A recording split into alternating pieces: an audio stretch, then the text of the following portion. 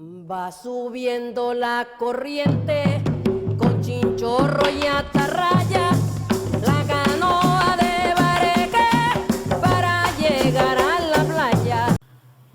Poniéndoles atención, ¿cierto? No atención positiva.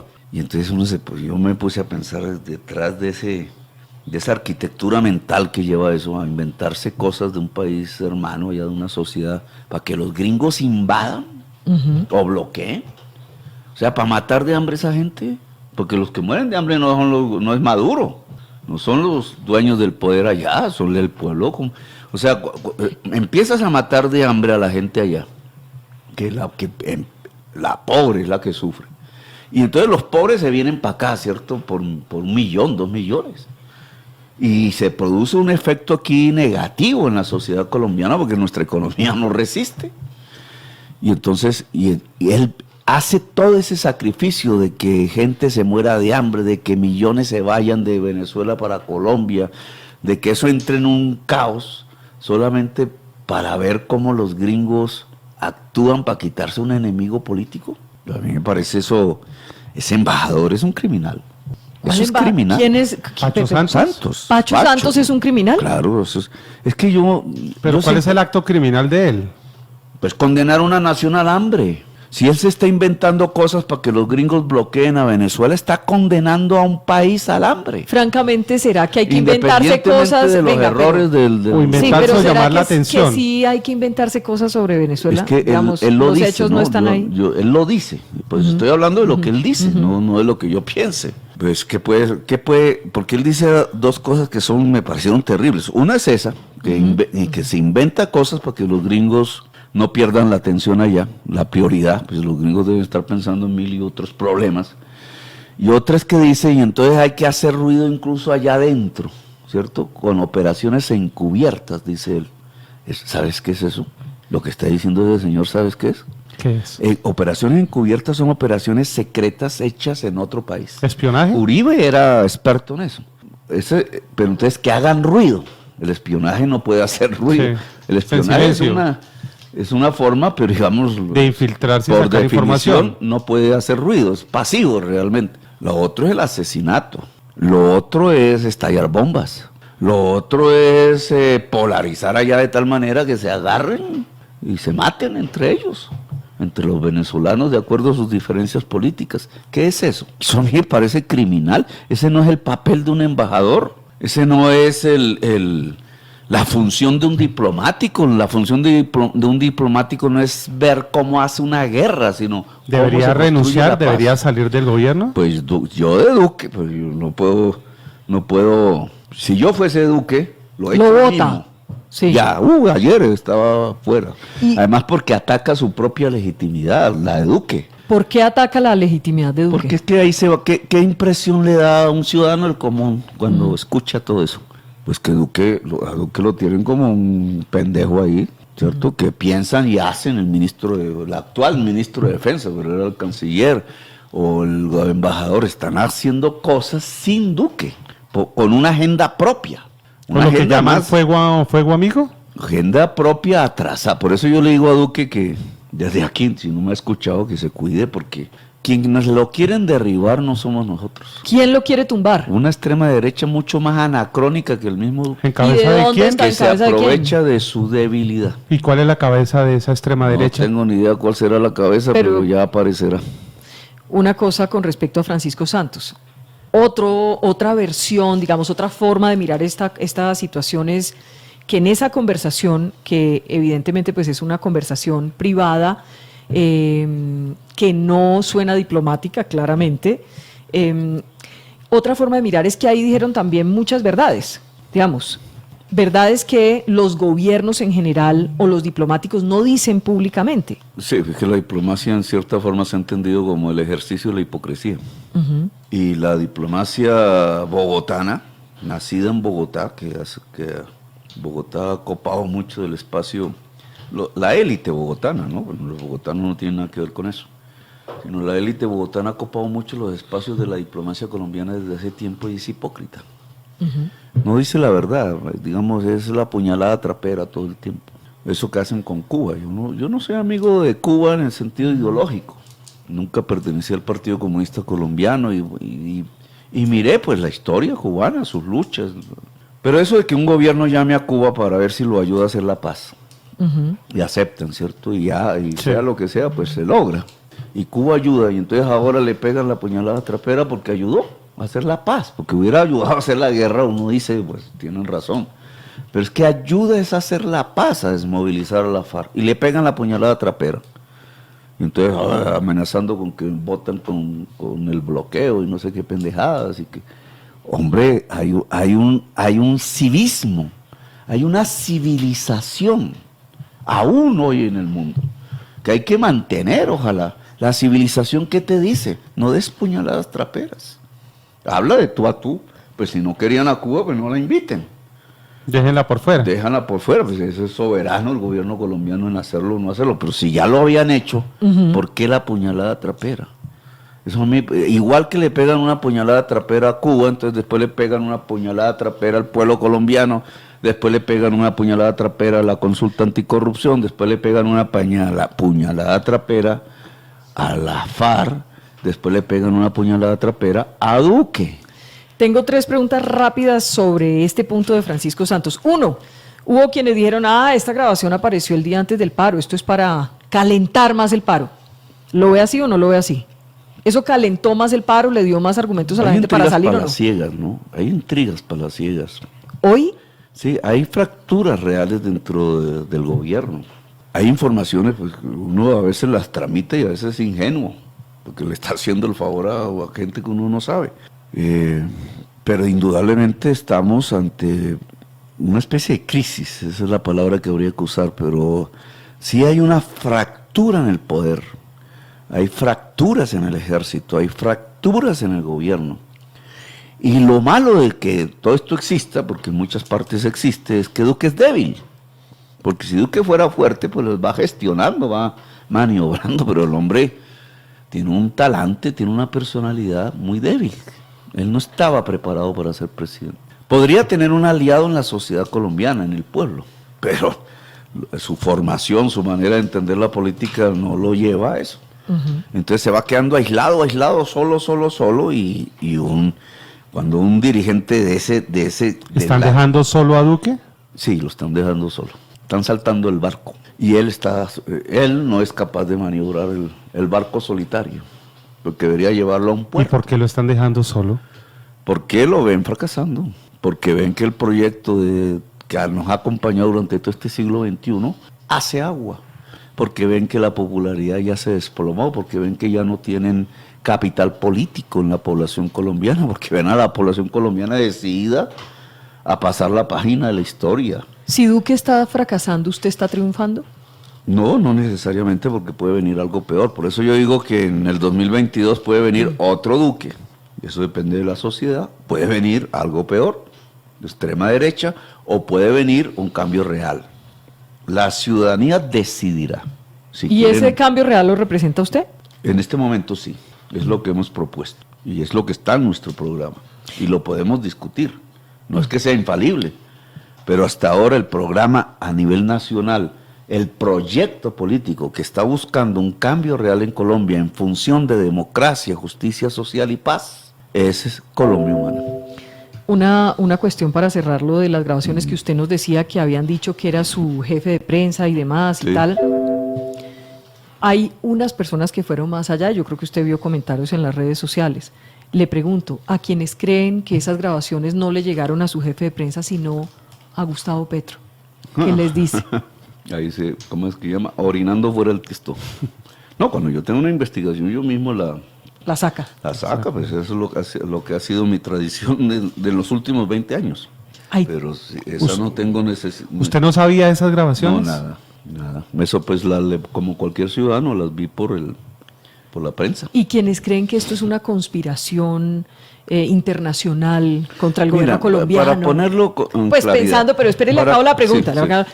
Que piensan que es una conspiración teniendo en cuenta que le cascaron a Pacho de una vez a la canciller, al exministro Botero, al nuevo ministro de Defensa, al presidente de la República, a las relaciones con Estados Unidos, a las relaciones con Venezuela, a Guaidó incluso. El foro de Sao Paulo. Bueno, ¿no? Con sus enlaces de contrainteligencia en los Estados Unidos. No, mira, si un señor embajador tiene una cita con la canciller, ¿cierto? Privada, ¿quién sabía dónde se reunían? O sea, si empezamos a hilar delgado, Sí. ¿quién sabía dónde se reunían? Además que fue en Estados Unidos. Por eso, no es aquí en la Casa Medina, ¿cómo es? En un club aquí, no, es por allá. O sea, los únicos que conocen esa agenda son funcionarios públicos de ellos, más cercanos, la secretaria, no sé quién. ¿Quién sabía entonces la hora y el sitio? Y además, entonces, ese dato que se lo tienen que dar al que graba, que no sé cómo que lo graba, si es medio público. ¿Usted entonces, cree que eso fue premeditado? Pues obvio. Entonces, se sienta en el lugar a la hora exacta donde el embajador y la canciller se sientan, alguien que graba. Él sabía. Y entonces ya iba lista a escuchar. ¿Grababa para quién? Él sabía que iban a hablar. Ellos dicen que que estaban solos. Bueno, o un micrófono en la sala o alguna cosa de esas. ¿Usted cree que es dentro del mismo gobierno que grabaron a Claro Pacho que Santos? sí. Es la única manera. Ah, A menos, bueno, yo no hablo de la vida privada porque no me gusta. Pues. pero Por ¿qué eso iba a dicen las decir ahí? personas Pero, cercanas saben la agenda. ¿qué iba a Claro, decir ahí? Si no, ¿cómo se hace? Porque ¿a quién se le ocurre en qué sitio? Pues son ellos mismos. No es que Petro los llamó y digo, no, te vayan a reunir allá en el hotel no sé qué vaina. No, son ellos mismos. Son ellos mismos divididos por dentro. Por eso es, claro que es peligroso, porque es un desgobierno, es una fractura. Pero eso es lo que ocurrió, en mi opinión. Ahora, ¿lo publican por qué? ¿Por algún interés?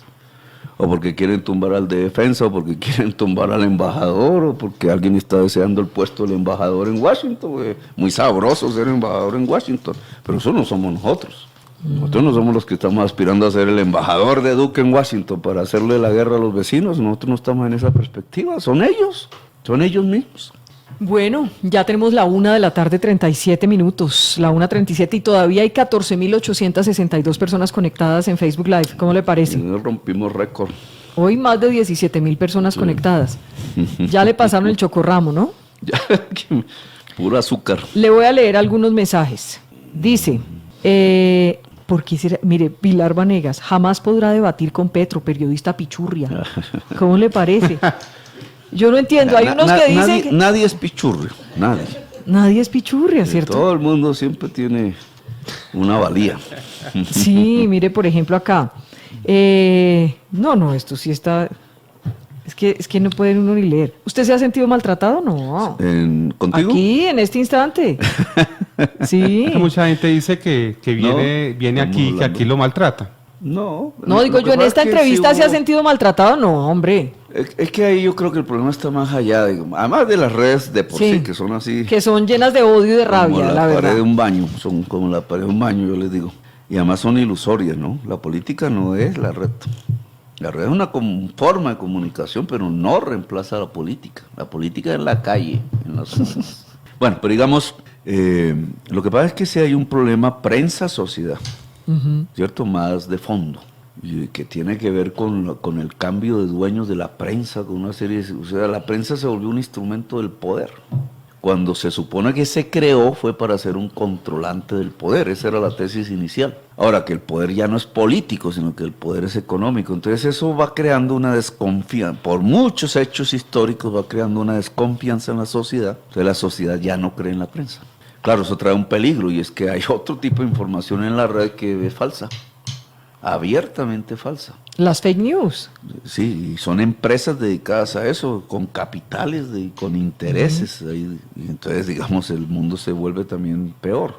Pero eso es lo que está ocurriendo. Entonces, la prensa tiene que hacer una reseteada. Sí, nos tenemos que resetear. Sí, pero a escala también, mundial. pero le voy a decir una cosa, los políticos también están muy políticos desprestigiados. Siempre tienen que hacer reset, claro. Tienen que Está muy resetearse desprestigiado. La nuevamente. política es mundial. Constantemente tienen que resetearse. Pero es como esa no creer en nada, en nadie, porque no es solamente contra los periodistas, yo siempre lo reconozco, ni los periodistas, ni los medios, ni las instituciones, ni los gobiernos, ni nada, no se cree absolutamente nada. Eso nos lleva al caos un poco. Sí, se cae al nihilismo, se llama Ajá, exactamente. La palabreja que se inventaron para eso se llama nihilismo.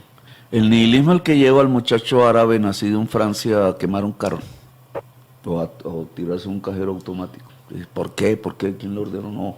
es nihilismo. Y aquí lo ves en la sociedad colombiana. Y lo viste ayer. Entonces hay mucho que cree que por tirarse el vidrio, pues ya, cambió el mundo. No, ¿qué va a cambiar el mundo? Pues cambian el vidrio por otro.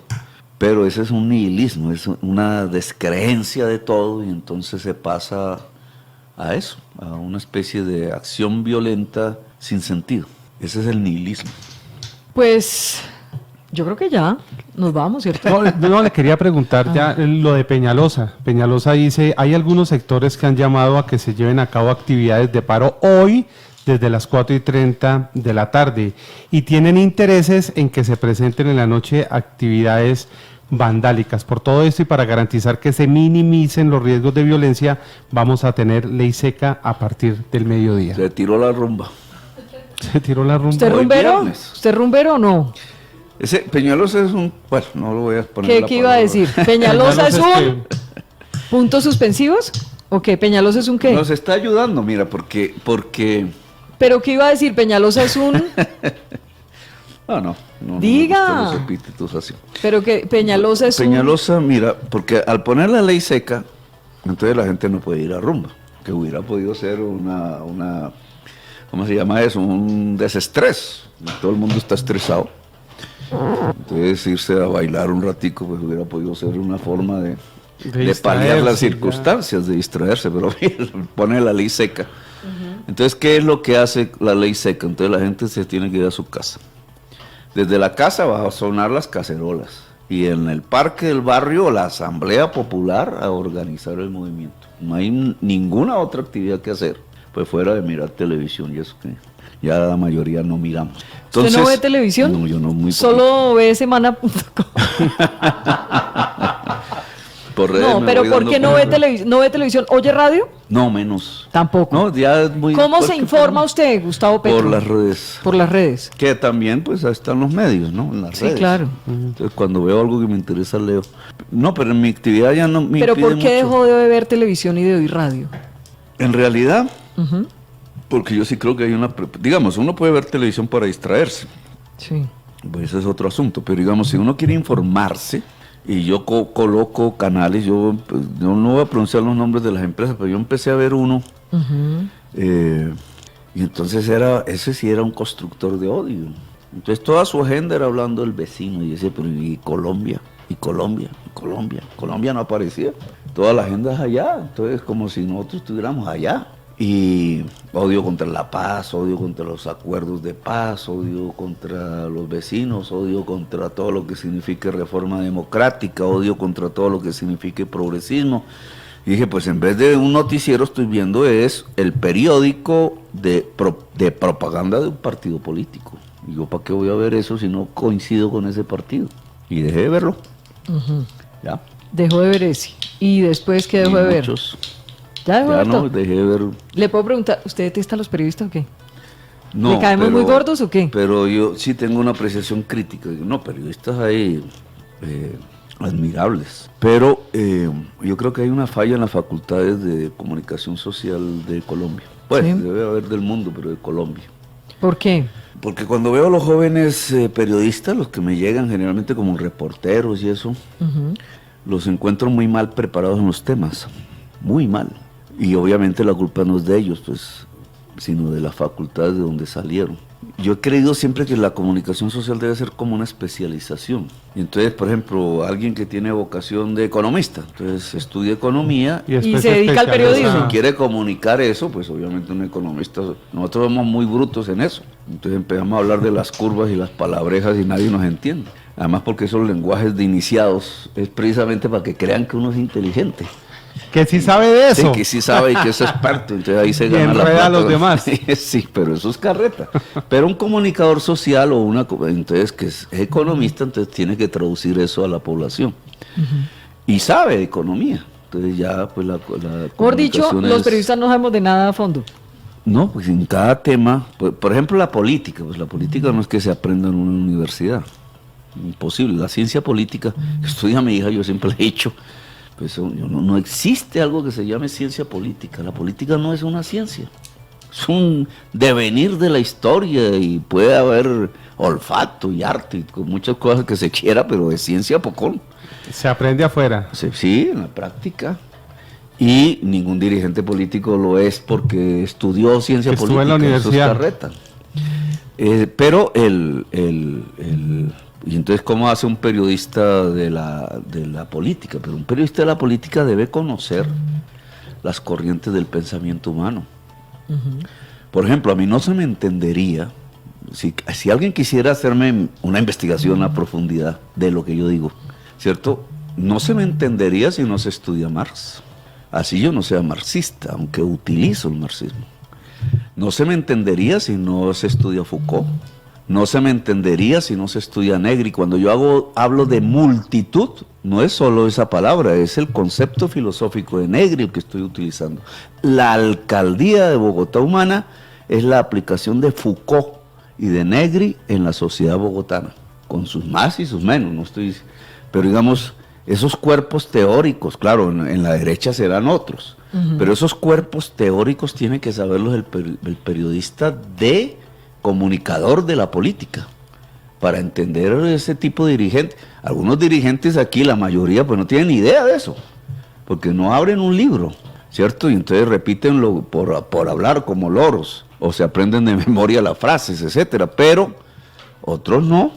Entonces, hay unas teorías dentro de la acción política que un periodista debe entender. Entonces, pues, todo eso me ha llevado un poco al descreimiento, digamos, yo creo que deben ser mejor preparados. Y hay un problema que ya es ajeno al periodismo, que es la estructura de los medios de comunicación, la propiedad de los medios de comunicación. ¿Usted qué haría con los medios de comunicación si fuera presidente? Lo mismo que hice en Bogotá Humana.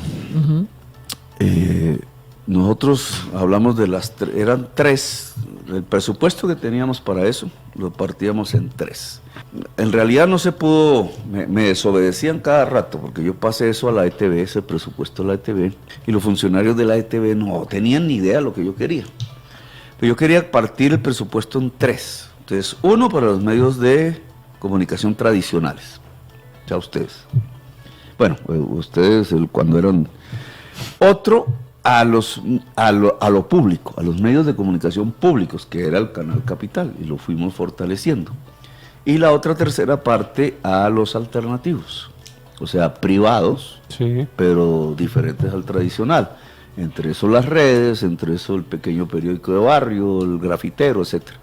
Ese fue nuestro querer. ¿Por qué? Porque ni era el Estado ocupando todo el medio de comunicación, que es estalinismo, no es democrático, ni es el poder económico copando toda la información, porque es igual, es totalitario, sino que podría florecer una especie de muchas escuelas de periodismo y en esa diversidad acercarnos a las verdades, que al final es el objetivo. Bueno, pues nos vamos. Bueno, esperamos entonces 25 de lunes, ¿no? Lunes. 25 de noviembre. Subiendo la corriente con chinchorro y atarraya.